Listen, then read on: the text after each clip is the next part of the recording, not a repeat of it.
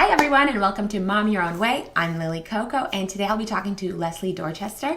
We're going to talk about her birth experience and how that kind of sets the trajectory for postpartum and beyond, as well as some oral ties like tongue and lip and kind of the consequences that they have on the health and all the other fun stuff that we like to talk about as moms. So let's just jump right into it.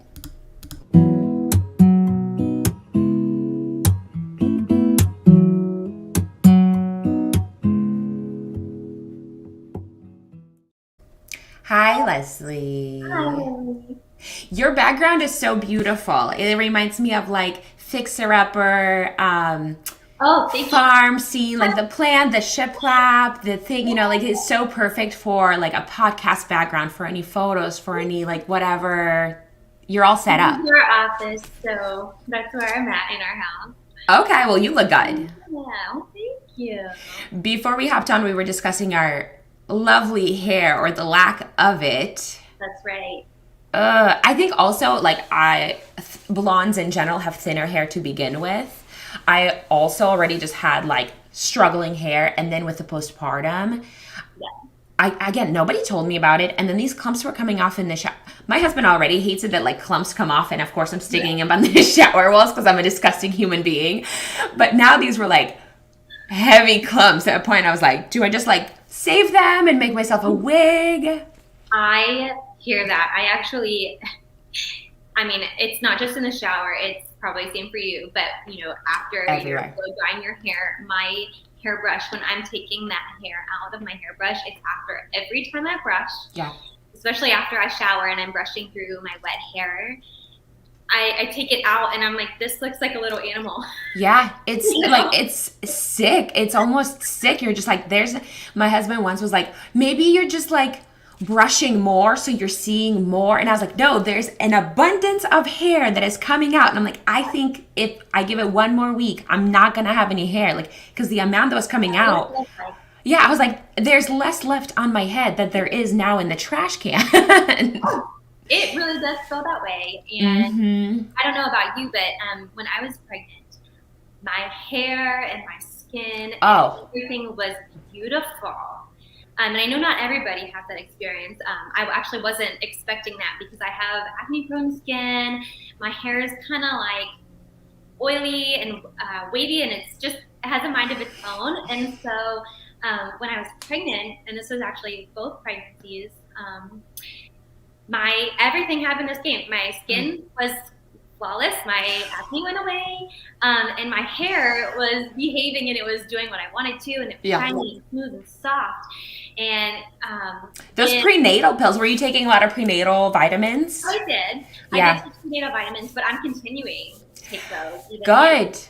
When I was first doing it and I saw kind of like how my hair was during pregnancy, not the postpartum hair, but the pregnancy hair, I was like, because it used to be just shoulder length always and would never grow past that point. And then it started growing. I was like, I'm getting length. I went to do this video of like, if you want beautiful hair and beautiful skin, you need to have a baby. Yeah. It's like a perfect glow up. You don't need no makeup artist. You just need to be pregnant. And then I just really wasn't prepared for the hair loss. That took me a while. either. And I didn't even realize there's actually, during pregnancy, this hair growth cycle is actually, it stops, or it's paused while you're pregnant. There's a scientific explanation for it that I didn't realize until after the fact. But there's a growth stage when you're pregnant that it's continuing to grow, and the normal shedding that you have, even if you're not pregnant, you shed hair naturally. That shedding stops. You don't shed, but you continue to grow hair while you're pregnant.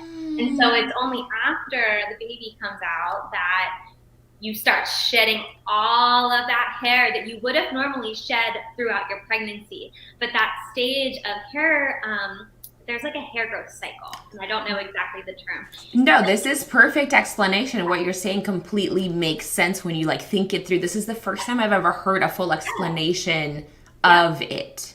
Yes. So there is something behind it. Okay. With hormones and everything like that.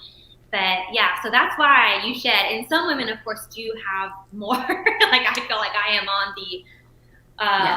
very one end of the losing hair. Yeah.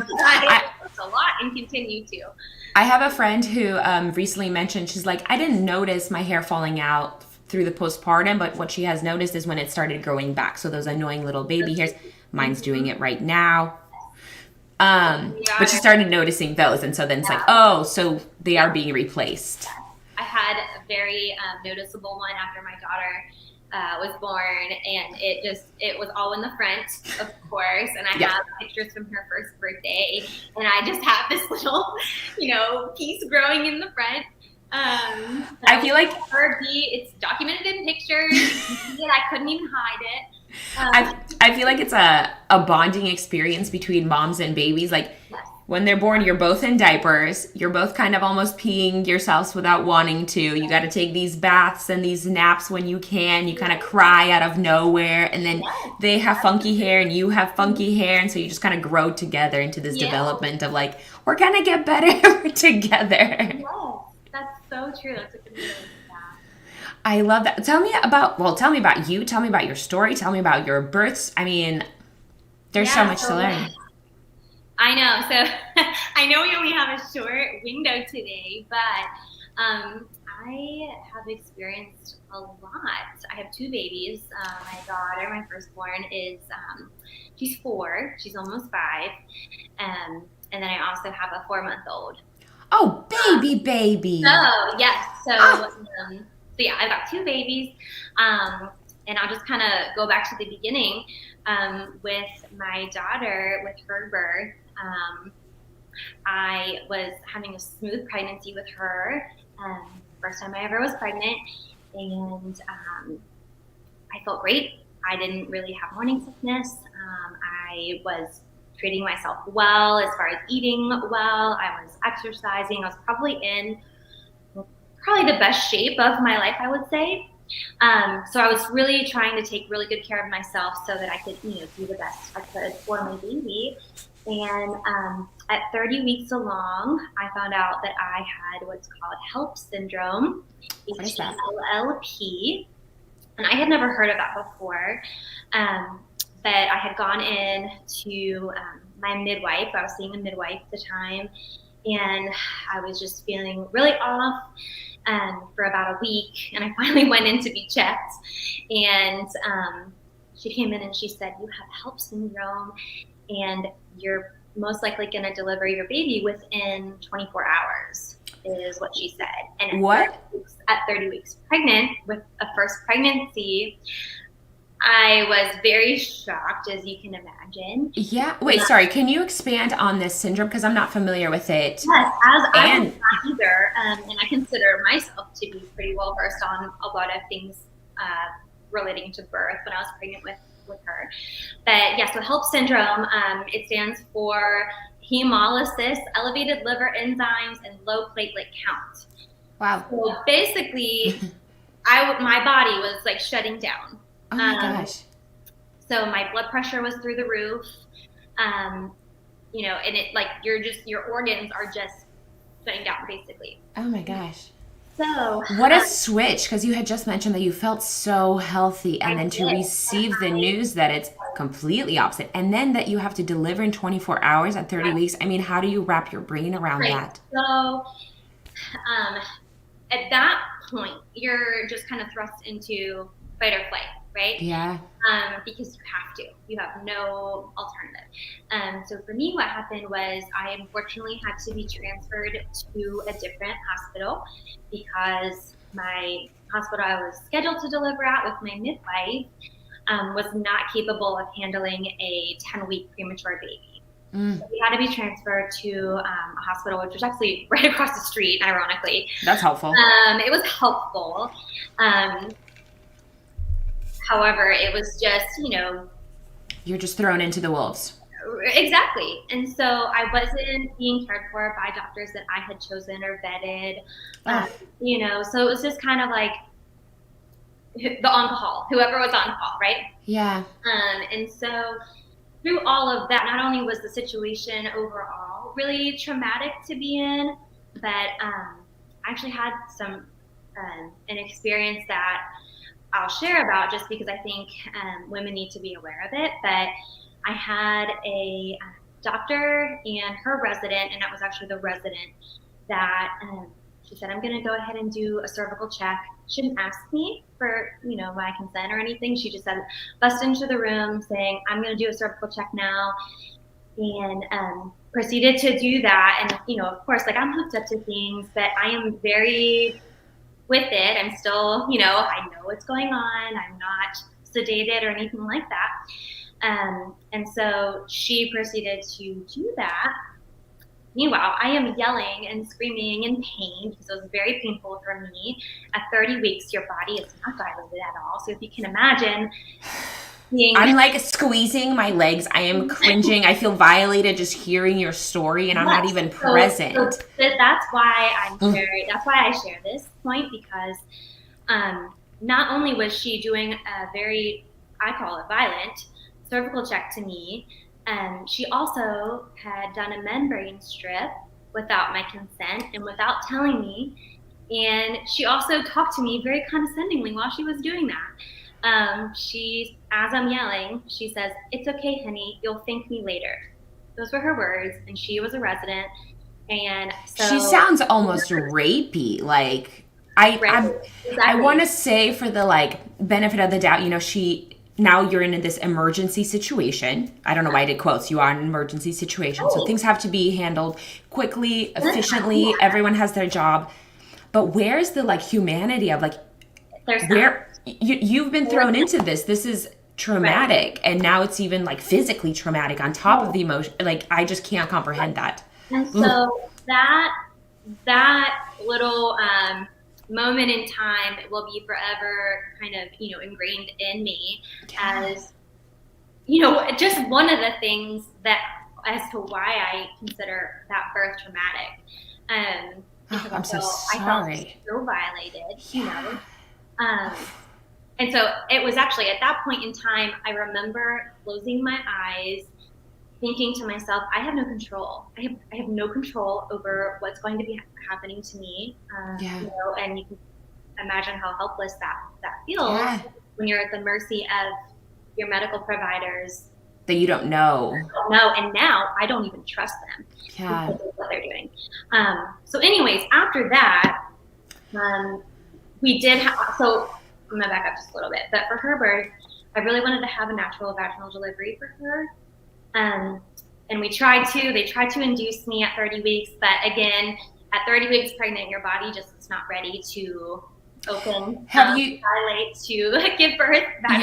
Have you started having any, because some women do start having like the practice contractions a little bit earlier. Have you even started those or not even? Okay. So no, I had nothing like that at 30 weeks. Yeah. And so we tried, and I appreciated that. But ultimately, we had to do a C-section because her heart rate kept dipping, and so they called a C-section and they whisked me away. And with H.E.L.P syndrome, you have to be put under general anesthesia, so I wasn't even awake for her birth. This is another thing, and my husband wasn't able to be there with me, so I was at the mercy of these strangers who had already violated me.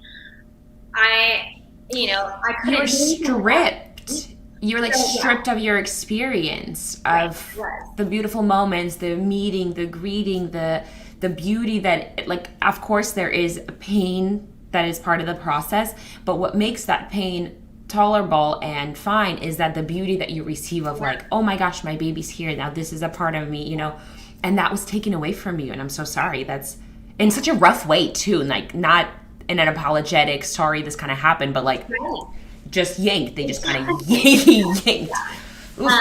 And so because of all that happened, and just they put me under. I remember even laying on the OR table, they were actually marking my belly for where they were going to do the incision, and nobody was talking to me. And so I didn't know what was happening. So I thought I was being cut into and I was still awake. So I started freaking out. The anesthesiologist is over my head. They're like, you're going to go to sleep. And then I feel this, this thing going across my belly. Yeah. And I'm like, oh my gosh, they're cutting me and I'm still awake. I would have lost it. Explaining to me what was happening. Yeah. And so you know, How it was really scary and terrifying. terrifying. You know, I didn't have anybody in the room that I knew or trusted, and ultimately, looking back on it, it just really pissed me off because the Yeah. people that violated me were the ones that got to experience my birth and my baby Yeah. being born, and I was under anesthesia, and so I didn't experience her birth. And so that's what I want to talk about, is Yeah. about traumatizing birth experiences and how that sets women up. I fully believe this, for their postpartum. And I know there's going to be exceptions to that rule, but I can just speak to my experience, and that my traumatic birth equaled postpartum depression, anxiety, PTSD from all of that. Yeah. Um, I mean, now you I have had a zero really trust. I had a really, really challenging postpartum. Um, we, you know, I think we know that like society puts on these pressures of moms, and sometimes it's self pressure. Like nobody was really pressuring me to have it all together after my baby was born, but it's like I felt that weight, and I'm like, where's that coming from? Maybe it's just like our culture, you know.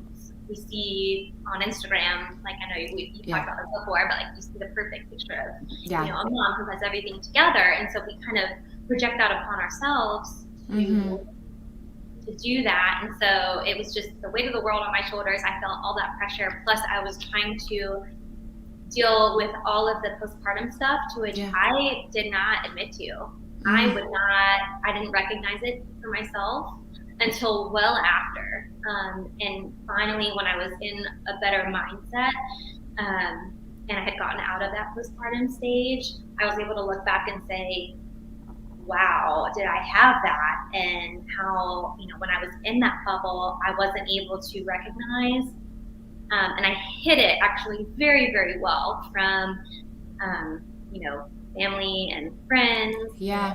coworkers. Well, you still get into that zone of kind of, there's so much in there, and I wanna unwrap all of it. I mean, the trauma for you as well as the baby. I think what people don't often talk about is, you know, they want to get this baby out and all of it, but like their process of being born, the way it's done, it can have traumatic effects. I mean, this is when their life begins in the belly, but like their life in the outside world, this is how it begins, and they don't know anything at all except for their mom. They know your heartbeat, they know your smell, and you're like, this is the only thing they know. And so to be torn away from their mother is horrific for them. It's horrific for you, as well as like, you know, you mentioned how the birth process can be traumatic later and set you up for postpartum, which completely makes sense even in a bigger spectrum, because when we think about our own like just childhood trauma or things that happened, those things we carry into the rest of our adulthood. That's how far it stretches. So when you take such an intimate moment, such a special intimate moment, and then kind of rip it away from you and violate you emotionally and physically,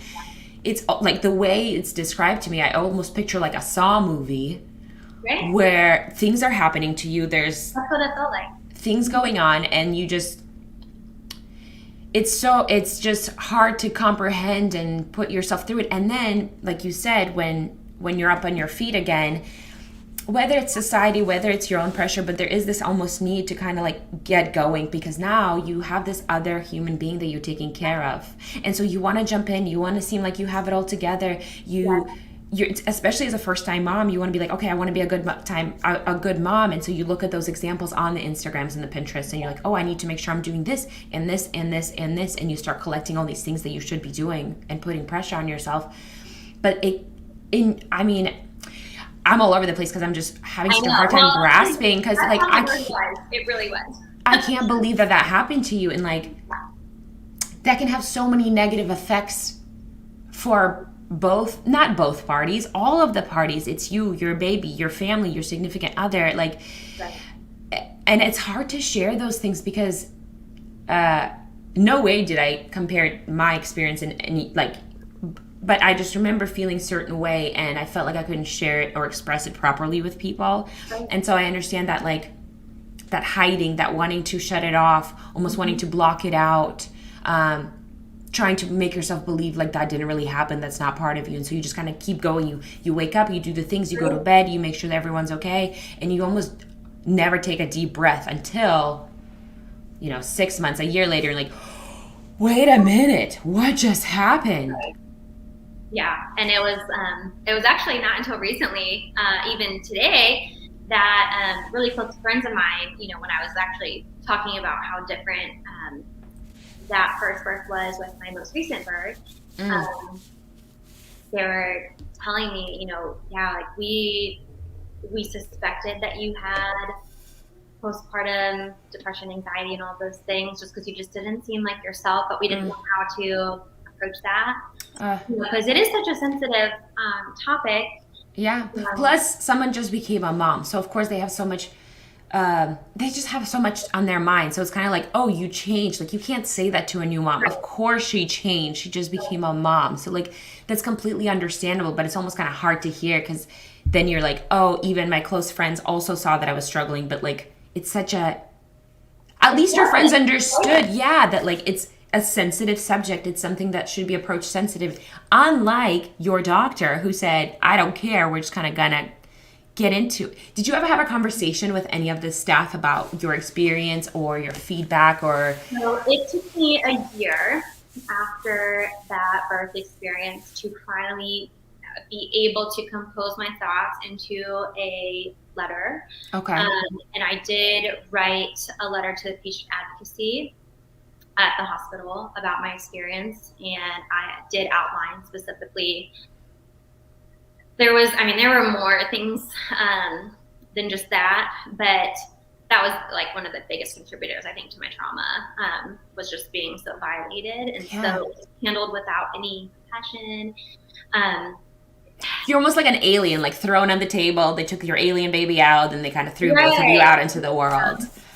Yeah. So, and looking back even now, I wish that I would have made a report or filed a complaint with the medical board, because I know now that probably would have actually possibly prevented that provider from, I don't know if it would have stopped her from practicing, but she would have had a mark on that, because they take those very seriously.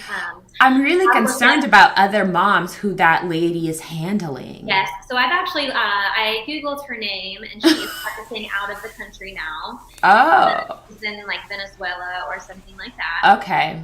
So I don't know if that was by her choice, or maybe she did. I don't know. Maybe somebody did complain to where she was forced to leave. I don't know. Yeah. But yeah, as of right now, she is not practicing in the country anymore. Rough. But really, she was under the supervision of the OB.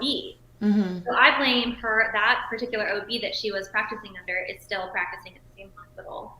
Yeah. And I will also say this, and I know that this might be common, but for as traumatic of a situation as that was, the OB and the resident, neither of them ever came to come and check on me after the birth. Really? Like, not at all? Not at all. Not to come in and say, hey, I'm Dr. So-and-so. Yeah. I delivered your baby. I just wanted to pop in really quick and just check on you, Yeah. None of that. I had a random, another doctor came in and checked on me, and, it was a first-time mom, in a traumatic situation like that with a 10-week premature baby. It's like in this corporate medical setting that is the United States labor and delivery system, it's very much lacking in the department of compassion and,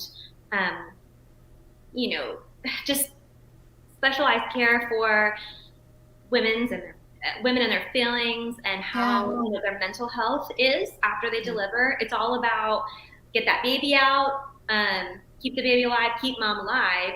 Yeah.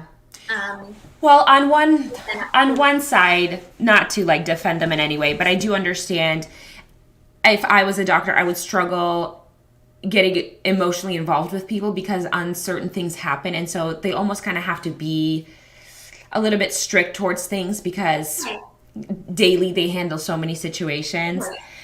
But at the same time, it's just like, it's such a big experience. It's your whole world. It's you're becoming now two people. You're giving life to a whole new person. You've been hit with this news. I'm now doing it 10 weeks early. So there's a whole, like, I'm guessing you didn't know this was going to happen because they were told you and then I haven't so even had my baby shower yet. So I mean, if you can imagine feeling so unprepared, like, yeah. I mean, I was putting stress on my husband about getting our nursery ready by like 35 weeks because I was like, well, at 35, at any point we can go in. So like, let's just make sure it's ready so we can always bring her home. And he's like, no, it's fine. But like, I was really started stressing it at that point. But if that situation happened to me, the nursery wouldn't have been ready. Nothing. Yeah. It wasn't ready. Nothing was ready. You know, so, and we got home from the hospital. And if you can imagine coming home from the hospital without a baby. Oh, tell me about that. So did they keep her in the NICU? What happened? Yeah, so she spent 38 days, I believe, in the NICU. Oh my goodness. And I have to say this, we did have some fantastic NICU doctors. Okay. There was one thing in the NICU that stands out to me, and probably does contribute to my trauma and my postpartum package, if you will.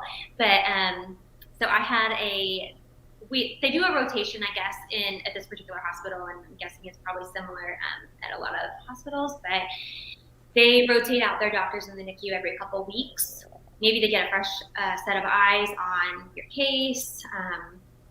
That's the only reason that I can come up with why they do that rotation. So we had 3 different doctors within the time that we were there in the NICU. I can also imagine that it's probably emotionally very hard to handle for somebody to be constantly taking care of such a small, like, you get emotionally attached, and like it would just be a large toll on a person. And so maybe they give them some sort of a break almost to like let things go, restart. I'm not sure, but it was fine. But it was like our third and final doctor that we had in the NICU wanted to start her on formula.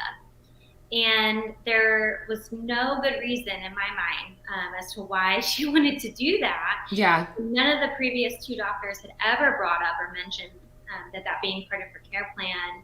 And I said, hold on a second, from everything that I have researched about breast milk versus formula is that you don't want to introduce formula if you're planning to exclusively breastfeed, because it can change something in their gut, and it's just it's better to avoid that if that's your plan. And she gave me her reason to which I listened to it, and I was like, okay. And then I took some time to process. And what was the reason that they could feed her if you're not there? Or it was something about breast milk possibly being deficient in something, and it's been so long that I don't remember it. Okay. But they put the reason on the breast milk. Okay. Yeah, it was to say that NICU babies do better if you have this, but they didn't have the technology to test my breast milk. So it was kind of like a maybe situation, and this is why I'm going to do that. And so I actually asked for like some articles or like some research to back up what they were wanting to do. And they really couldn't give me anything solid. And I had a nurse who was taking care of her that day. She looked at her chart and she said, do you know why we're starting her on formula tonight? And I said, you know what? I don't. And I actually am not comfortable with it. She said, she reviewed, all of her stuff. And she said, I can't figure this out either. She said, I actually just took a breastfeeding certification course, and this kind of is going against everything that I just learned in my class. Wow. I'm going to put a note in her chart to hold off because we want some more clarification with the doctor, maybe tomorrow morning at rounds. And I was there every morning for rounds for the most part.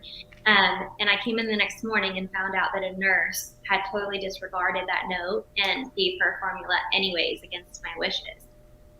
And when I actually confronted her, because she was there. Oh my gosh. She brushed me off like it was nothing, and that she knew best and I did not. And I was like, okay, And then that was just another example. It was just like I had so many little things like that, and that's not even a little thing in my book. No, But I mean, it is huge. It's just things like that just, you know, it's blatant disregard for the mom's wishes, and, you know, just, I don't know. I feel like that's painful. That's painful because they're saying that they know something about your baby better than you do. And right. of course, the baby's in a different situation. You know, she was born 10 weeks early, so you want to do the best that you can to protect them. And but it's hard when you're in a situation when they're telling you that they're the better experts. But they couldn't back it up. And Yeah. that's what I was asking for, you know, I was asking for data, I was asking for anything. I couldn't find anything like to back it up anywhere.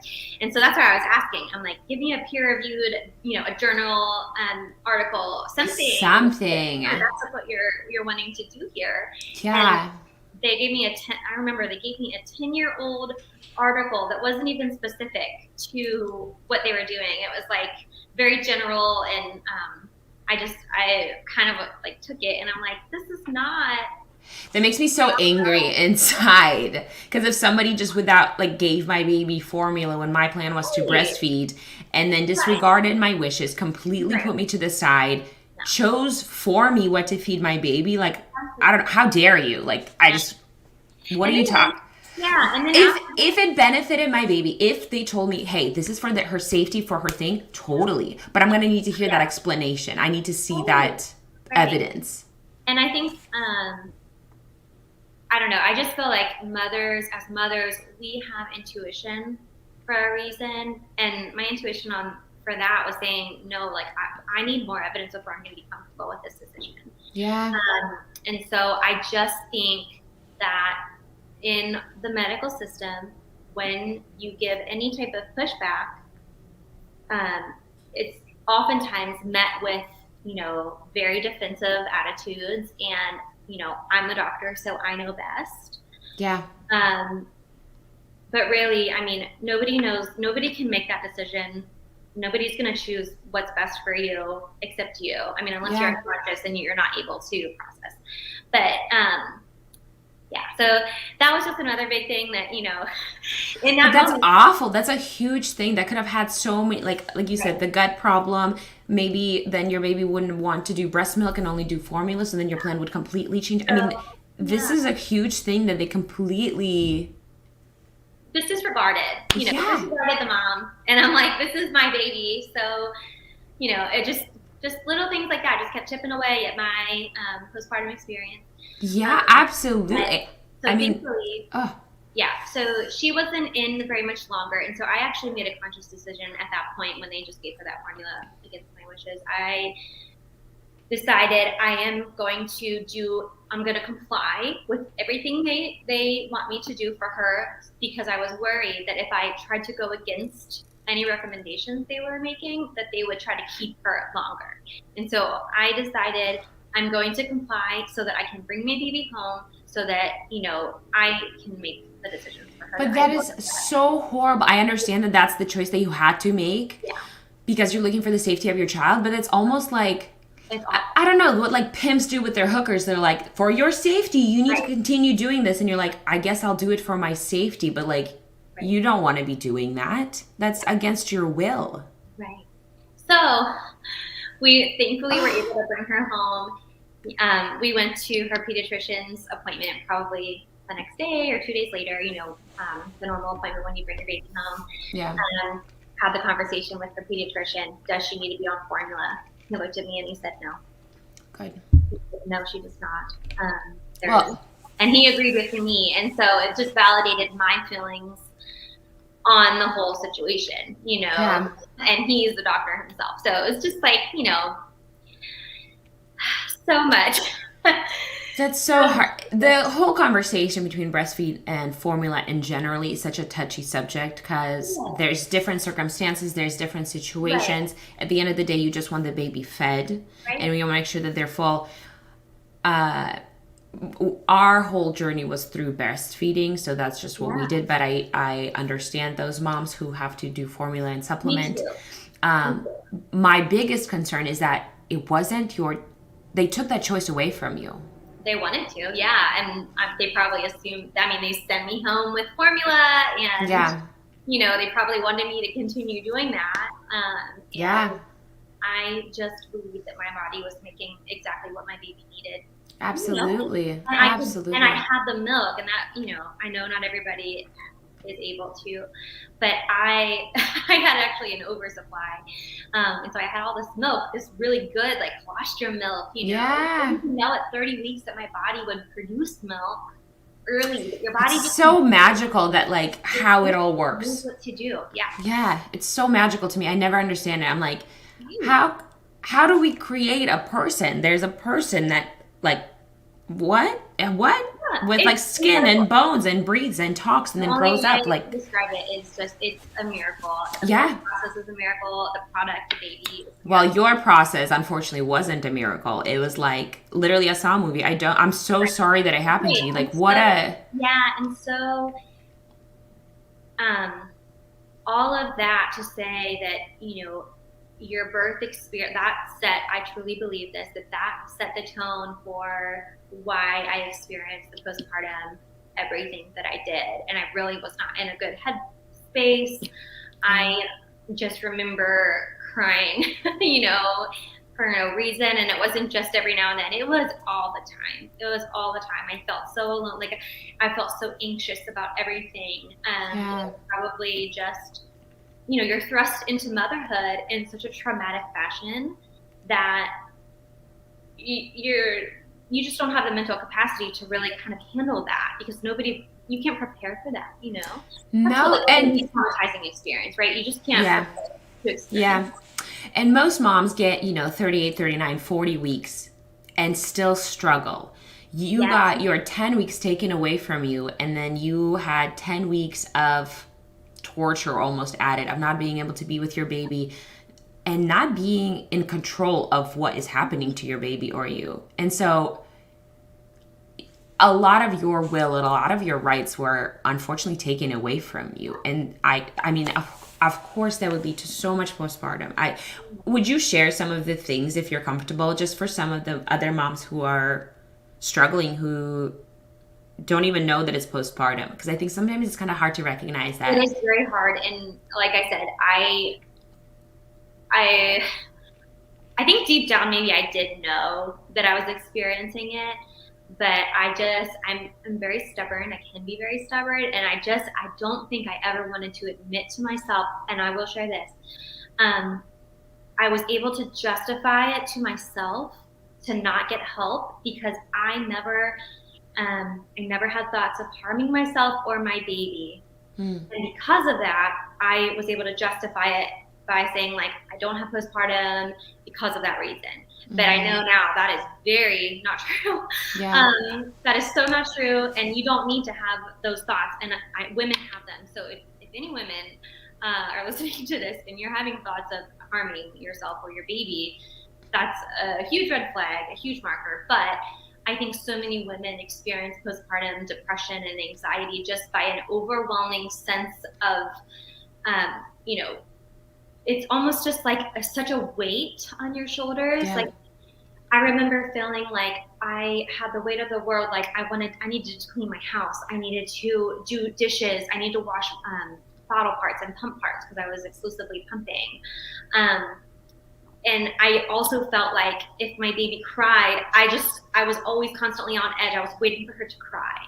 Waiting for that alert of, like, you need me. Right. But when she would cry, it would trigger me. Yeah. Like, when she would cry, I would just get triggered to almost cry myself. Like, it was just this, like, constant feeling of overwhelm. Yeah. Really, probably the best way that I could say it. Well, it's hard. It's a lot of things that come your way, and you're going from your own schedule habits of, hey, I like my kitchen clean, to now, hey, I like my kitchen clean, but there's this whole other human being that relies on me for survival. It's not just like she's crying because, her marker broke, whatever. Like, that's their only way of communication.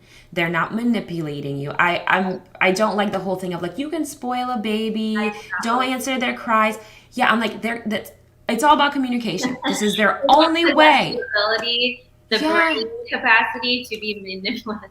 Yes. And I'm like, and babies in general don't, I mean, there are some that do. I'm not going to speak for everybody, but they're pretty content. They just want to be next to mom and they just want to be fed. And of course, if there's a wet diaper or whatever, it's uncomfortable for anybody. Nobody wants to sit in a puddle. So they are just letting you know that that's what's going on. It might sound harsh, like, oh my gosh, they're crying. Like, it's irritating for a reason because you need to take action. This is their way of communicating, and each baby has their own scream to make sure mom gets irritated so they can take action. It's not because they hate you and are trying to piss you off. It's because they're trying to communicate. Hey, like, if they could say, it would sound like this. Hey, mommy, I have a wet diaper. Could you please change it for me?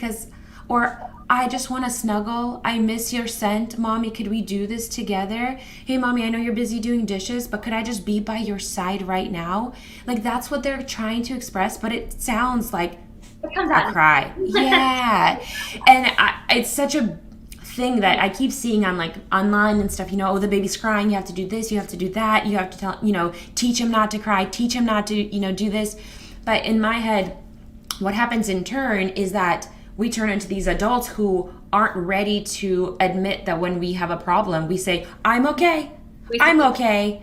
Yeah. Yes. And that's I totally agree with that. Yeah. That's a really good but I agree. But continue. Yeah. Sorry. No, you're good. So I could talk forever about her birth experience, but I want to keep this going so that I can share about my most recent one. Yeah.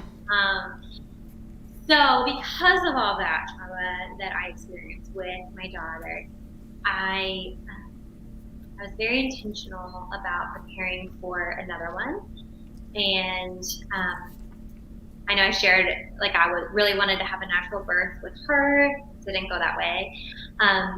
So this time we actually moved. So we moved down here to Houston since my daughter was born. So this is a whole new area, a new, I guess, plethora of medical choices and options and hospitals and, providers. So with my son, who's 4 months, which we actually didn't know the sex of any of our babies, just to put that out. Okay. Keep going. Surprises. Okay. And, so when it came time to prepare for his birth, I just, in my mind, I was like, okay, I want to have this birth experience that I had been dreaming of with my daughter that I didn't get to experience with her. And so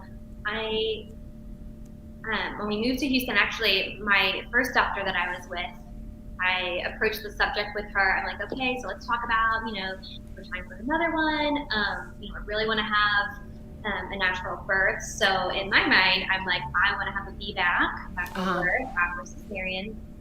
And her reaction to me was, well, we actually don't even do that at this practice. And so to my not a supportive practice. So I actually ended up switching. Wow. I'm sorry, I just never heard of that. Like, well, we actually don't do that here. Yes, that is actually very common. Okay, well, that's good to know for so many moms. I didn't realize that either. But yes, finding a supportive provider who will support the decision to be back. For women who want to do that, it is an option. It is a safe option, and you just need a skilled provider who's willing to support you and that basically loves to do it. Yeah. I was going to mention in a previous podcast, I had talked to a birth boot camp educator, and we were just talking home birth versus hospital birth. But something she had mentioned is to always remember that hospital is a business and they have to answer to somebody, and they have insurance and liabilities that they have to pay. And so if they're not ready to take a risk, I'm guessing maybe that's why is they're like, oh, we're not familiar with this thing. Yeah. And so certain ones as a business can choose. Right. But then they also choose to like push formula on your baby when you said no. So it's like, okay, sorry. Go on. No, you're good. So anyways, I found a supportive provider, and I want to mention ICAN. Have you ever heard of ICAN? ICAN? It's basically, their mission is all about informed consent, and ICAN supports a lot of like they support feedback, they support just knowledge and spreading education about a lot I of love that. to birth and about feedback specifically. They were a really great resource. But yeah, so there's local ICANN chapters all around the country. Okay. And I don't know if it's just the U.S. or if it is global, but all around the country, I know for sure there's local ICANN chapters, and we have one here. Houston, Galveston has one, and that's actually where I found my VBAC doctor. So they were a really great resource, and found a doctor who was on board with all of my wishes. I did decide for myself that I wanted to birth in a hospital with an OB, even though a midwife would have probably been more aligned with natural birth, physiological birth, which is what I wanted. But I did have that little bit of fear in me, you know, what if something goes wrong and I need something, you know, say we do need to have an emergency C-section again. I didn't want to put myself through being taken care of by a stranger again, like last time.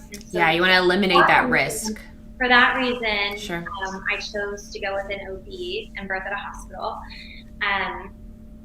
But I will say, I hired a doula, which I cannot recommend doula support enough for any woman, pregnant women. Yeah. Planning a birth.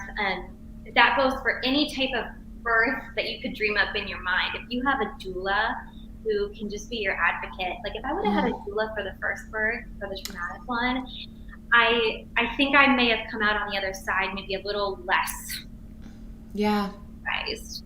If I had somebody there advocating for me who knew birth, who knew my wishes, you know, and I truly believe that a doula support, it can't be your husband or your partner. I think that role is different, because if you're talking about your spouse being present for birth, they are supporting you a totally different way than a doula. And I think the roles are different. There's a lot of different I just want to touch more on the point of having somebody who will advocate for you. Of course, your husband can do it if they know the thing, but the difference is when talking to a doctor, where I ran into the problem, and it sounds like you did too, is because they claim to be an expert, you almost have to say, okay, we're going to go with you because they're the more credible person in the room, versus a doula who is more familiar with births, unlike your husband or significant other, whatever. They can kind of have the back and forth and actually, like you said, advocate for you and say, you know what? No, these were her wishes. This is what we're going to do. You're not going to, like, because like you, I was really intimidated at the hospital and I felt like I couldn't speak up for myself. Yes. And then when you're thrown into a situation like you were, I also wish that you had a doula who would say, even if you had to go through the same processes that you did, at least you'd have someone by your side who would maybe explain things to you and say, hey, maybe they're doing this for this reason, or let me be with you. And because they can help you with that emotional support, because they have the knowledge that you expect of the doctor, but also the sensitivity that you need. They do. And doulas will actually present you with more options than your doctor will present you with. Wow, okay. So, for example, I'm trying to think of one just kind of off. So, you know, I'll go to a common one. So a lot of women, they get that failure to progress diagnosis. Yes. So their doctor will come in and say, well, you're not progressing, so you know we're going to probably have to do a C-section. I've heard that one so many times. Mm-hmm. And the failure to progress diagnosis is most of the time not legitimate. They are giving you that diagnosis because they don't have the time and the patience required for birth. Because they got to get going. They just want to get in, get out. Get you in and out. They're trying to get baby in that bassinet, trying to get, you know, this wrapped up, or they have vacation scheduled, or, you know, they're going to be off the clock soon, so they want to get this going. I believe they also get a lot more money for a C-section than they do for a vaginal birth. So instead of sitting there waiting for you to do it, they'd rather do it fast and get paid more. Yep. I'm not saying all the doctors, but... Right. And so one of the things to remember if you do choose an OB is an OB is a trained surgeon, whereas a midwife, you know, is a more of a birth support person. They still have the medical knowledge and they can take care of a lot of medical needs as they relate to birth, but the midwife wouldn't be able to do a surgery. So the OB is your trained surgeon, And they are also just, I know this, the medical model here for labor and delivery and for what they get trained on, they are trained and they're specialists in micromanaging every little thing relating to birth. And what I have learned through my experience is that birth works best when it's not managed, when it's left alone, when it's, left to the body to decide when, where. Well, we talked about how the miracle of it and how your body knows what it needs to do, and it will do it at its right time, because things need to be ready. Like a fruit needs to be ripe, like anything, like a flower needs to bloom. Like it all takes time. And something that educator talked about, if you, the example they give is if you have a ring stuck on your hand and you want to take it off, if you just pull, it's really hard, it's painful. You have to move the ring and the finger. Similar with the baby needs to move, the mom needs to move. It needs to be this fluid thing. It needs to be in their own timing. Yeah. So I don't think that our medical system really supports much physiological birth at all. But anyways, let me tell you how I tried to navigate that with my son. So I hired the doula, who is actually, she's incredible. She is a VBAC mom herself. She's got 5 kids.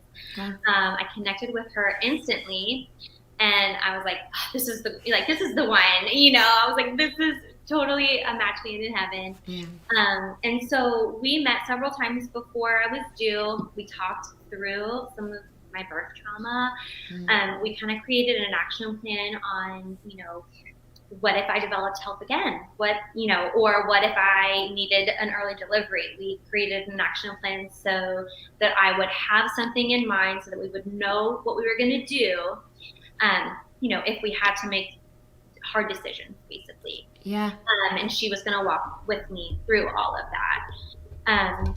So that kind of was leading up to the birth. I had a very detailed but concise birth plan, which I highly recommend to anyone, especially wanting to have more of a natural birth experience. So I had outlined so many things on there. I had thought it through. We talked about it with my doula. I took a course. I don't know if you've ever heard of, the handle is @painfreebirth on Instagram. Her name's Karen Welton. She has actually kind of exploded on the birth scene recently, and I was part of her first group. She calls it her tribe group of online coaching for women. That's awesome. To have physiological, natural birth experiences. And she's actually, from the time that I signed on to be in her first course, she's exploded. I'd love to have her on for other moms. If you still keep in contact with her, I'd love to have her on and just get to chat with her and get her expertise and advice for moms. She's a wealth of knowledge. But anyways, I took her course because I wanted to just even immerse myself even more in physiological birth. And then from there, I just became obsessed with it, honestly. The more I learned about physiological birth and how a woman's body is designed to go through labor, and about all of the hormones that are produced naturally in our bodies to be able to withstand, birth pains, if you want to call it. And so I was able to have an unmedicated physiological birth experience in a hospital with my son, and I can say it was one of the best days of my life, which I feel bad because my daughter's birth was not the product. She's one of the best things and best blessings of my life, but her birth was not one of the best days. So I've experienced the most traumatic, and then I've also experienced the best physiological birth with him. And I actually, this was funny too, my doctor that I had planned on was not there. But I had mentally prepared for that. And I just went in with my plan. I'm like, this is all me. I am not relying on any of these people. They're strangers to me. So I'm just going to go in and do it. I'm going to do my thing. They're going to watch me, and they are going to be in awe of what I do. Wow. That was kind of my MO going into it. And, I went in with my birth plan. There was a resident who she reviewed my birth plan, and she wanted to talk to me about a couple points on there. One of which was really funny, and I just remember rolling my eyes in my head. But she said, "Oh, this doctor prefers that you push on your back."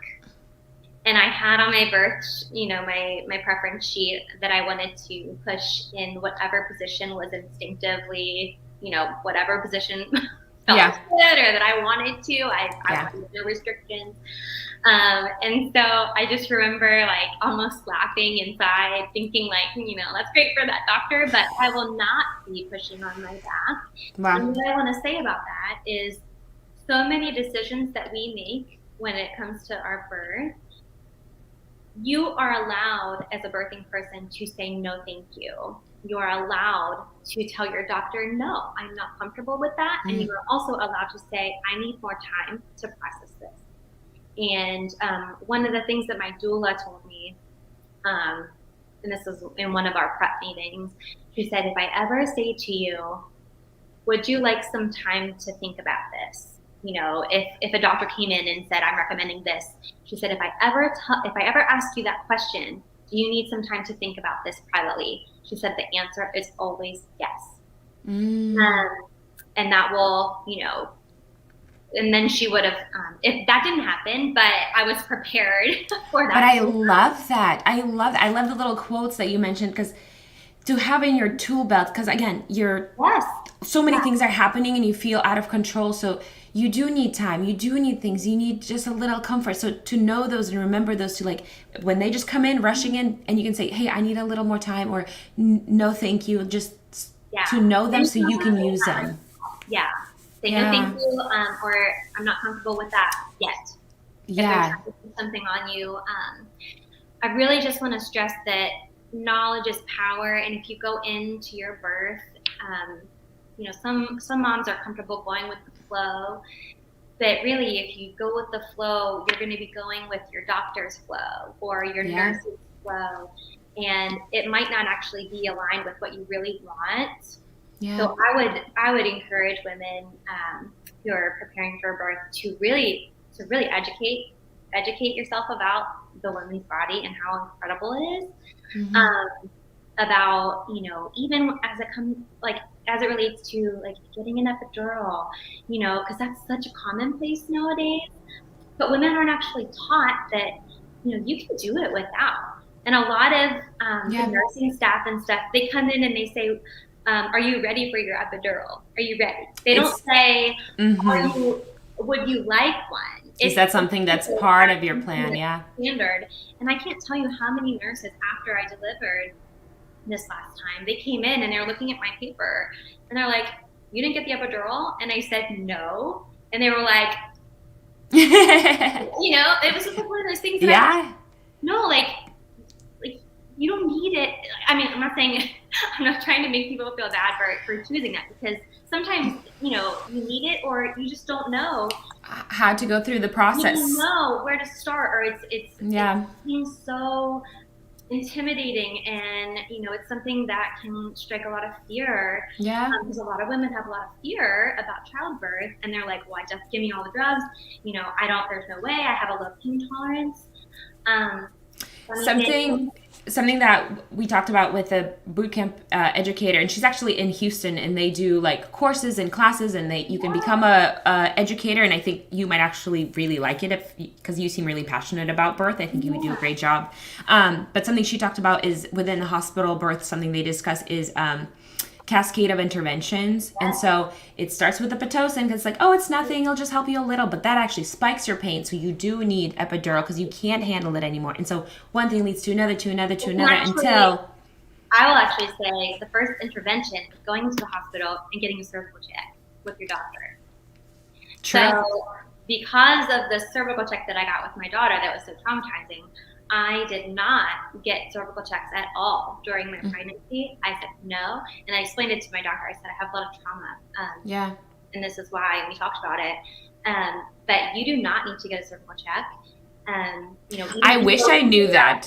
Even if you go in for your appointments at 37, 38 weeks, and they're like, today I'd like to do a cervical check. no, you keep those pants on, Mom.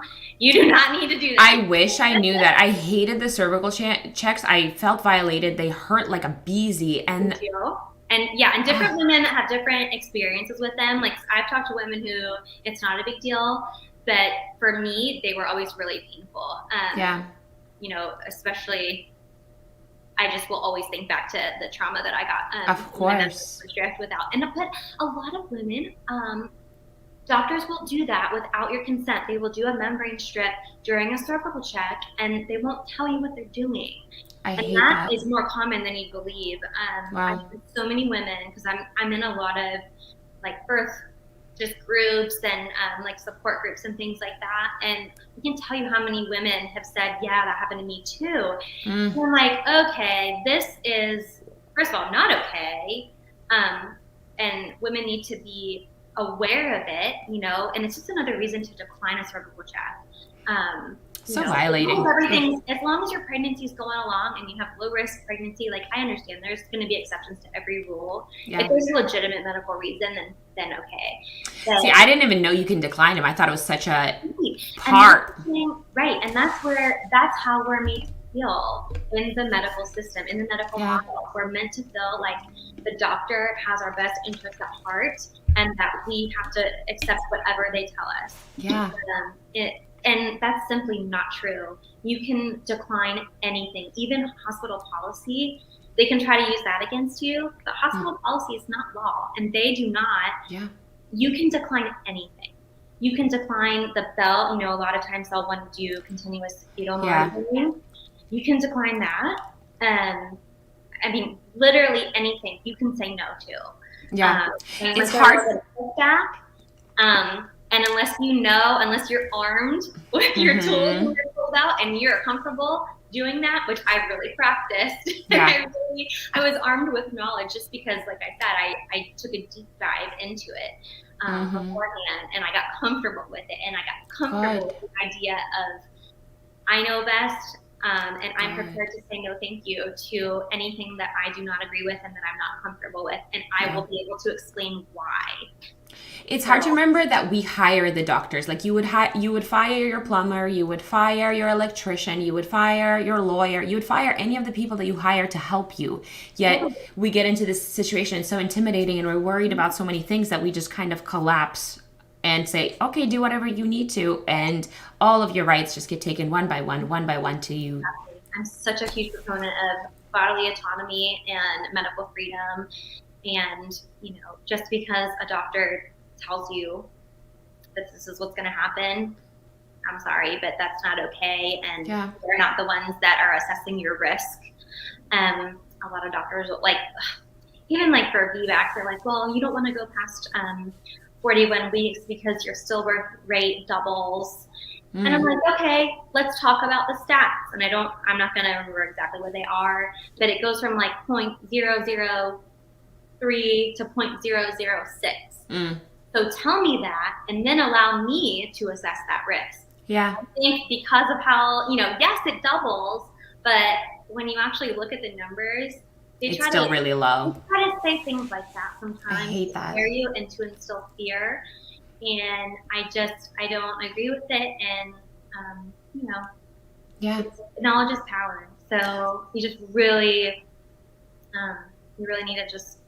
I think you're a great example of that, because with your first experience and your second experience, what really changed was this knowledge that you gained. And then it gave you the credibility, the confidence to be able to advocate for yourself and say, this is what I do want, this is what I don't want, and I will not waver. Yeah. And I will say, going through 2 hospital births now and having a VBAC in the hospital, if I have a third one, I will have it at home.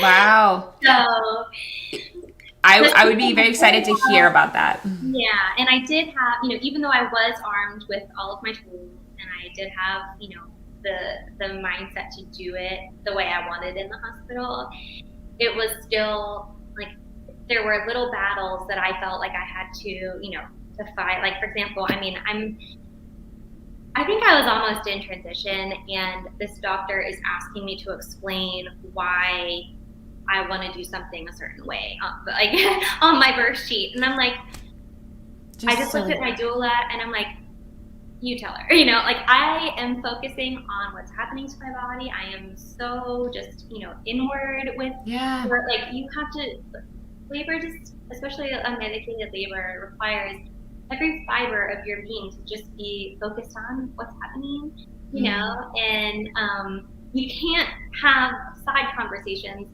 feeling like you have to explain yourself, Yeah. So that told me that particular doctor that ended up being the one to deliver, that she didn't know much about physiological birth, because if she did, she would have never asked me. Well, you can see that it's from what I've seen is those who figure it out, they turn to home births and doing things in that spectrum, in that area, and because they're just completely different. I mean, they just are. I know. And now I think I just have the confidence that because I've done it and I've experienced it in a hospital, I'm not trying to say all hospitals are bad, because I know this is going to come across as but this is, and OBs are the worst. But this is your experience, and you are sharing your experience, and you have every right to speak for what happened to you. Right. I don't think that, but I do have some problems with our medical model, specifically with labor and delivery. And I just feel like women deserve to be educated. Like my OP would have never sat me down and talked to me about physiological birth. They don't teach it. They want to do it on their time. Exactly. Like you said, if you're going to go with someone's flow, you're going to be on your doctor's flow. And what's easier for them? Do they have a lunch coming up? Are they about to change shifts? Are they getting more money for a certain medication that they're trying to prescribe? I mean, there's so many unknowns.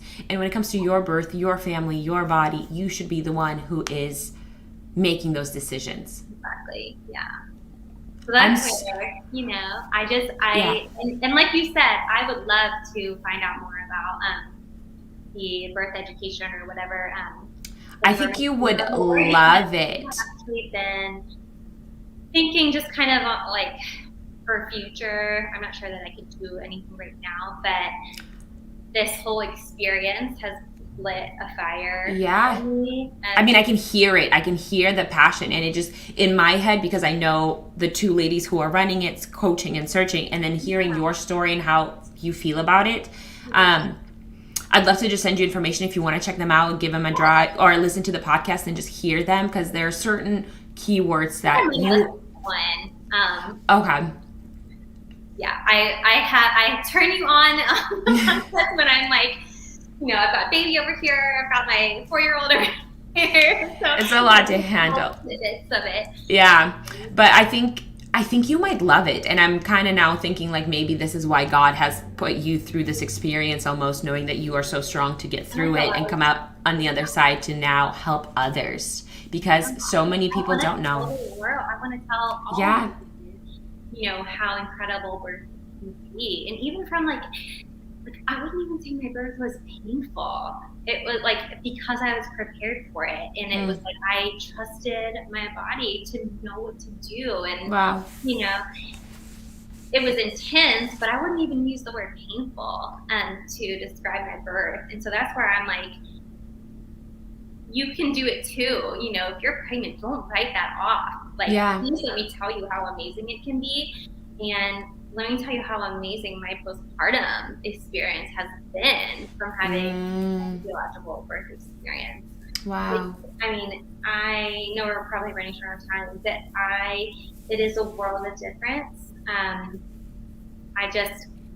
I have such a confidence about it, and I know this is my second, so from a first-time mom to a second-time mom, you do have more of a confidence about motherhood in general, but I really believe that the whole birth experience is really transformative, and if you can experience a physiological birth, I felt so transformed that day, and I felt so immediately bonded to my baby, and it was like a love that I really didn't.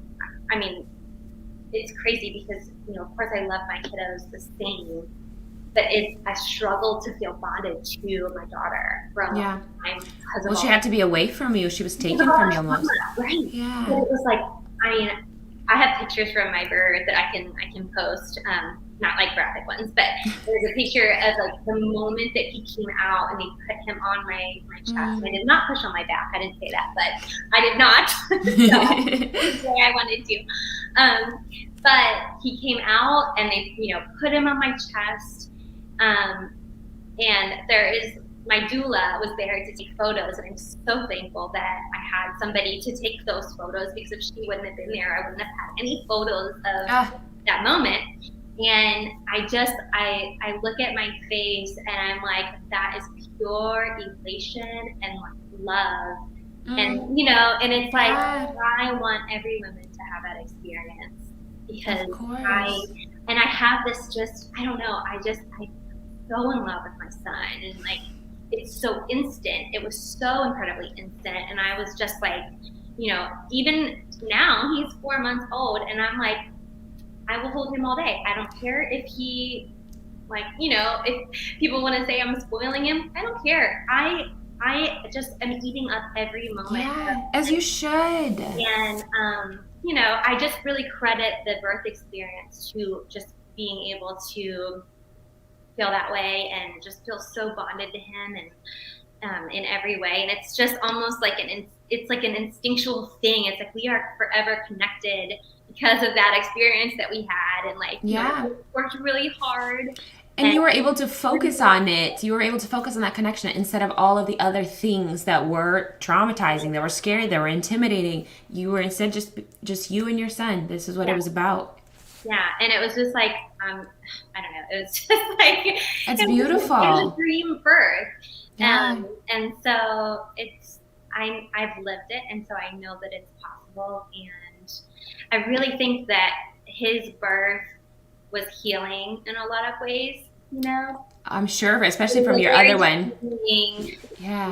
For me to have it work out this way. And I knew the whole time that there was that it wouldn't go the way that I had envisioned, but I'm also here to tell you that it can go the way that you envision and that you dream of. And I want that for every mom, because it's just, I do believe birth is transformational. And you can see it in your stories where moms are supposed to love their babies, because babies, they're yours and you love them, but when there's that distance that's created through medical experts, it's almost to keep you away from your baby, to get you out of the motherhood feeling so you can go back to work and get back to the workforce. But we should encourage the healing part of holding your baby and being with your baby and providing them with the love and the confidence that they're going to need when they get older. Yeah, and I'm at the point now where thankfully he's sleeping through the night, and my husband is like, when does he go up to his own room, and when are you gonna put him in the crib, because he's still in the bassinet right next to me, and I'm like, probably never. He's gonna live in our room, so That's what we did with my daughter. She was by our side, and then at 9 months I felt like she was sturdy enough to have her in bed with us, and now she just sleeps with us, and we just never want to be away from her. We love but I just have this overwhelming feeling of I just want to be with you all the time. Because they're so cool. I know, but it's just such a different experience this time around than what I had before, and I'm so grateful for the journey too, because I don't know that I would have had such an appreciation for it had I not had that experience. Yeah. So it's my whole my mantra throughout my last pregnancy and birth was just gratitude for the process, gratitude for, just the mountains that we had to climb to get there. And I haven't even shared everything, but we went through a lot to have this little guy. And it's incredible to me, the story that you had to go through, but I'm in that gratitude. I'm thankful that you did, because now you have this story to share with other moms who are seeking information. I mean, there's so many moms out there who just don't know, and when they ask their doctor, and so that's the only information they're getting is from that doctor. Exactly. And we have I want to say that the doula that you had on kind of touched on this, but it's interesting that in the United States, we, of all of the developed countries, and we have the best medical, I guess, technology, whatever you want to say. We have the best medical care here, yet we have some of the poorest maternal and fetal outcomes in the industrialized countries. And it makes me wonder why. Yeah. And when you start to break it down, you'll see that a lot of the countries that have better outcomes are using more midwives, more, they're not making birth as medicalized of an event as we do here. Yeah. Here it's just a surgery instead of the beautiful experience. Event, and it's really, sometimes, yes, there are, needs for medical care, and I'm not discounting that. But overall, in general, I think it's just the way that we view birth in the U.S. is we view it as a medical event. We don't view it as a natural process. And so I think that's the first problem is, we medicalize something that doesn't need to be medicalized. Unless there's an emergency. That's the thing. It's like it should flow its own course, and it will. Like no matter what, you're going to give birth. It's going to pop out eventually. It's just how will you handle it? But I agree with you. In U.S., it's heavily relied on, they will know better, and I will trust the doctors, and they will do this, and we kind of just give away our power. And we end up thanking the doctors for saving us, right? Yeah. Because, all of these things happen, and oh my gosh, I took, like you said, the cycle of interventions of Cascade of Interventions with the Pitocin, with the epidural, getting to the Pitocin. So it's like they helped me. You're like, oh, thank you. That doctor saved me because my baby's heart rate was tanking. And so we had to do a C-section, and they saved both of us. But yet, if you hadn't, taken their recommendation by whether it's an induction that's really not medically necessary or, anything, getting the Pitocin to augment if you're not progressing fast enough with their timeline. If you hadn't done those things, maybe your outcome would have been a little bit different, and you wouldn't have even needed to be saved. And so it's just, when you start really deep diving into everything, you're like, wow. It's a lot of knowledge that's kind of hidden. That's what kind of bothers me, is that it's just kind of hidden from people. Right, because natural birth doesn't make any money. Doesn't make anybody any money. Yep. So, you can say that, but... But it's true, and I think that's what I always come back to, is try to remember, hospital is a business, and they will treat you as a customer, not a mom, they're just a customer. So how much pennies are they collecting? Customer number length. That's what I felt like, and I've actually said that before. Yeah. For my first birth, I felt like a number on a chart. I felt like I didn't even have a name. Yeah, I'm sorry. Thank you for sharing your story, and I'm sorry they had to go through it, but I'm thankful that you were willing to share it, because I think it will help a lot of moms. And my whole goal is just to get just more information out there so moms can make that decision for themselves. Whatever your decision is, I'm going to be 100% with you. I just want to make sure you know all of the information's out there, because if you're making your decision by only 50% of information, it's not 100% a decision. And that's not informed consent. And that's also something that I feel is lacking in the medical community, is through informed consent. They're just not doing it as standard practice, and they should be. Yeah. So, it's just, it's not going to get better unless we demand change and we empower women with knowledge. Absolutely. So that's kind of, why I really was excited to come on and talk to you, because I think what you're doing is really great, just, from an empowerment standpoint, to empower women to make educated decisions for themselves and for their birth and for their mom journey. That doesn't just go for birth, that goes with everything. And it's with you for the rest of your life. Once you're a mom, that you're a mom forever. And so it should be special. It should be thought out. It should be educational and knowledgeable, and it should be in your control, not someone else's flow. Right. Thank you for sharing your story with us. And thanks for having me. If you do have another pregnancy, I'd love to talk to you again and see if you do the home birth and see how it's gonna go. I think it would go really well, and I would be excited to hear about it. It's so funny because I've always been like a 2-kid. You know, my mind has always been like, if anybody would have asked me how many kids do you want to have, it's always two kids. And especially now that we have a girl and a boy, I'm like, okay. On one hand, I'm like, this feels really, good, but I'm like, I could totally do this again, and I just don't have that sense of, that our family is complete yet. Then you got to trust that. This is what we're talking about. Is trusting your body. Is your body will know. I always think the babies will always reunite with their mom. So through whatever things, whoever your baby's supposed to be will come to you. And so we have expectations, but I love that you had the second experience. So you love birth. And so I do. I fell in love with it, really. And yeah, I just really want to I want that experience for every woman. And I think through preparation and education, every woman is fully capable of doing it and having a good experience. And it's all about perception, right? Like, my perceived experience was traumatic. And it's interesting too, when you start talking to moms, how many moms would tell you that their birth was traumatic. It is so fascinating to me, and it's so sad. It shouldn't be. It's really heartbreaking to hear how many moms perceive their birth to be traumatic.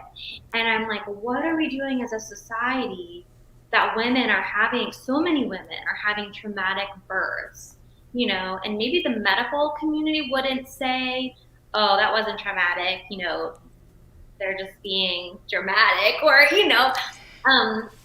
but they have a different outlook on it. They're not the one that's giving birth. So it should be the mother's take on it. It's your perception. Yeah. And it's totally perceived experience. And how you experience something is how it is. Yeah. And so I wish more hospitals, and I think they are getting better, but I wish more hospitals would understand that the mom's experience, it means something, and that they should strive to have a positive, birth experience. And I really think it sets the tone. Yeah. At least it did for me. I love that. I'm gonna have to let you go just because I have to get to my baby, and I hate just ending things because I know we can go into other things. I know we didn't even get to talk about it. Yeah, we can always do another one just about that. Yeah, we can do another podcast. Absolutely, if you want to, shoot me a text, and then we can totally schedule another one. I don't have all the time, but I have little bits of time in the day for it. So, if you want to do it again, would love to have you on. But thank you for sharing your story, and thank you for joining me today. And I'm so just happy that you had the second birth, and how it flipped and how much healing it has given you. Thank you. All right, girl, you go have fun with your babies. All right, you too. Thanks for having me. Of course. Bye. All right, everyone. Thank you for joining me, and I will see you next time.